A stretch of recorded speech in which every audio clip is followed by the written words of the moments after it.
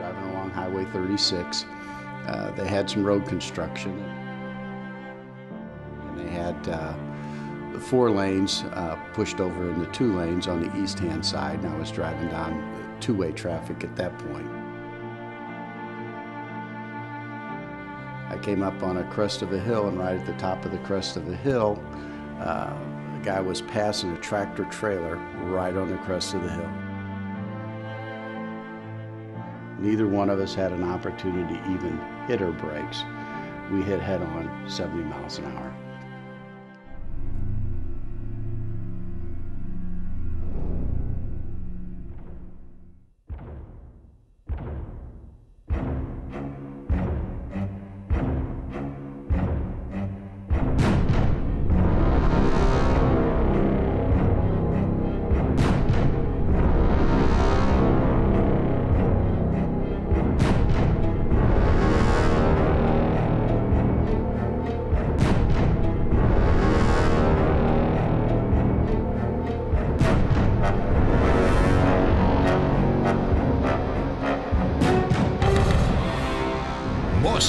Presents ScentBlocker Most Wanted.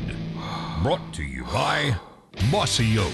It's not a passion, it's an obsession.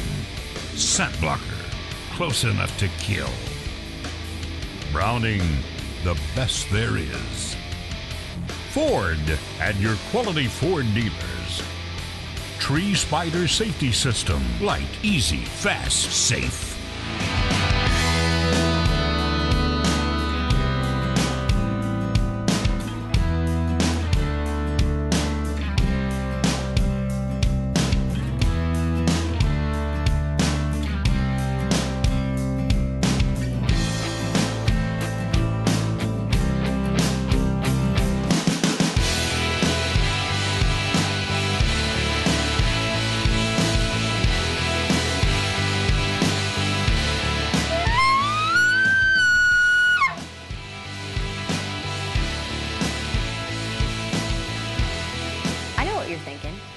We're hunting elk in New Mexico, but where's the guru?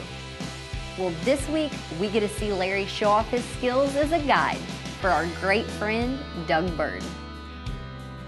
The toughest part of the whole recovery period was, the realization that, I was never going to be able to do a lot of the things that I'd done previously. I wasn't going to be able to do a lot of the things that I dreamed about doing. But I decided I was going to make myself do the things that I used to love to do. I tell Larry, I said, you know what? This is on my bucket list. I've always dreamed about going elk hunting. But this isn't just another story of someone getting a chance at a big bull elk. This is a story of redemption. Well, here we are back out in New Mexico. As you see, Bob has gotten shorter. He shaved his beard. Better looking. You can tell he ain't been feeling very well. How you feel now, Bob? Much better, much better. You can tell this ain't Bob. This is a real good friend of ours, Doug Byrd. Doug's from down in the St. Louis, Missouri area. Been an avid hunter and unbelievably good fisherman his whole life. And he'd never hunted elk. And I got him lined up with a muzzleloader elk tag here with Joseph Graham in New Mexico. And we're out here trying to get him his first elk. He's never even been out in elk country before. Now the neat thing about this hunt, we are shooting the new and one and only LHR Sporting Arms Redemption Muzzleloader. You'll hear more about the LHR later in the show. But the first thing Larry and Doug did when they got out to New Mexico was sight in this one-of-a-kind muzzleloader.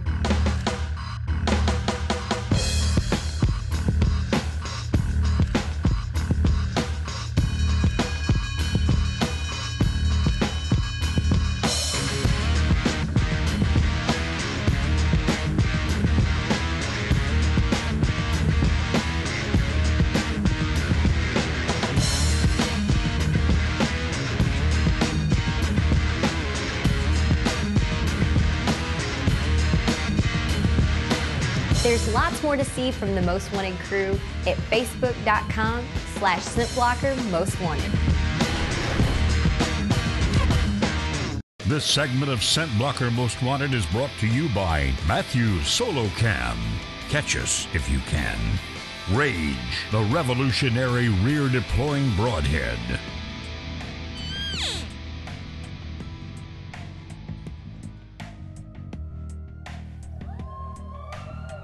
With only a few days available for the New Mexico muzzleloader season, Larry and Doug got at it right away. And the very first morning, Larry had at least one bull responding. We got all set up on this little saddle. Larry was calling and this bull just kept bugling.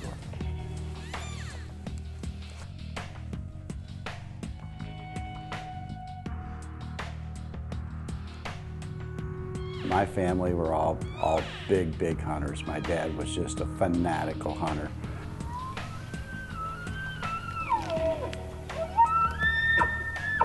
We were fortunate enough to grow up out in the country where, you know, right out the back door, we could step out the back door and go hunting.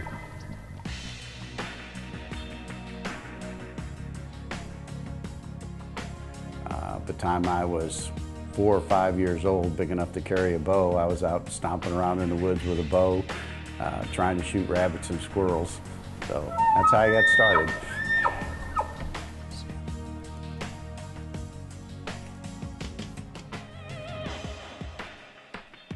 Dad and I both, our real passion was whitetail deer hunting. And nothing my father liked to do better than whitetail deer hunting. When it came to rifle season, we were out an hour before daylight on opening day, and we hunted every hour of daylight till the sunset on the last day of deer season. You could count on that every year. And I guess that's where I got my real passion for big game hunting, was from my father.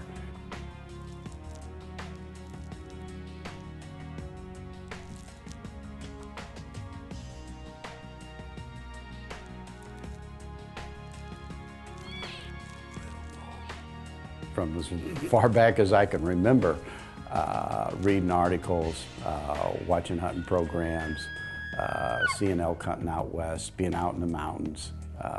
It was always a dream of mine to go out west and do elk hunting or mule deer hunting, any type of hunting.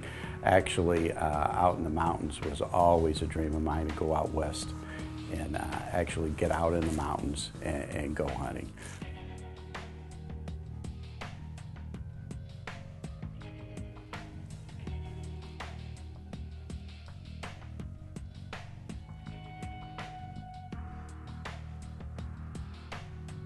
Then all of a sudden we see some movement up in the pines, up on top of the ridge, right where this bull's at. And here comes some cows. They come running straight at us. They run right down to within 10 feet of us. Well, I'm scared to death. One of us is gonna blink and blow these elk out of here. This bull's still up on the ridge, just bugling his head off. And then I see this bull coming down. Little bull comes running down to us. I'm like, geez, when's the big one gonna come down? I'm thinking any second he's gonna come down. This little bull was safe, not even old enough to harvest. But it looked like Doug was gonna have some cows sitting right in his lap. We've got 6, 8, 10 elk all around us. They're within 10, 12 feet of us. I'm thinking, they're gonna smell us. If we blink, they're gonna see us. Well, we're sitting there and we're in our ScentBlocker clothing, and Larry got us all sprayed down before we went out there. Well, these elk never knew we were there. They milled around us for a few minutes and then worked their way on down the saddle, and I thought, oh my God, I can't believe we haven't blown these things out of here.